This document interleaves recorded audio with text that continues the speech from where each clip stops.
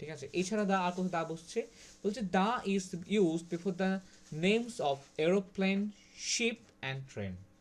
Aeroplane, ship অথবা ট্রেনের নামের আগেও কি বসছে, আমাদের দা বসছে, আমাদের দা বসছে। যেমন কি the Kashmir Prince, the Meghdoot, the Makalu. তাহলে বিমান, জাহাজ বা ট্রেনের নামের আগে কি বসছে, বিমান, জাহাজ বা ট্রেনের নামের আগে আমাদের দা বসছে।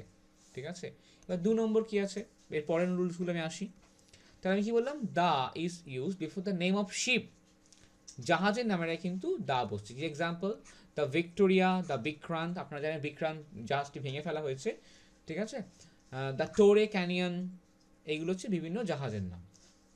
আচ্ছা, এবার বলছে ট্রেনের নামের আগেও দা বসে।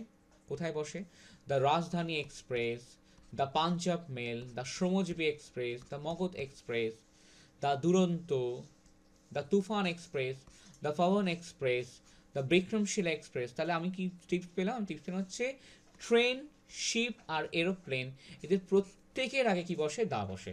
ট্রেন, শিপ, এরোপ্লেন, এদের প্রত্যেকের আগে দা বসে। আচ্ছা, এবার দেখুন rule number 11, the is use before nationality expressing word. Nationality মানে জাতীয়তা বোঝাচ্ছে, এরকম কোনো শব্দ যদি প্লুরাল হয় তাহলে আমি কি করব, দা বসাবো। যদি ন্যাশনালিটি এক্সপ্রেসিং কোনো ওয়ার্ড হয় আর সেটা যদি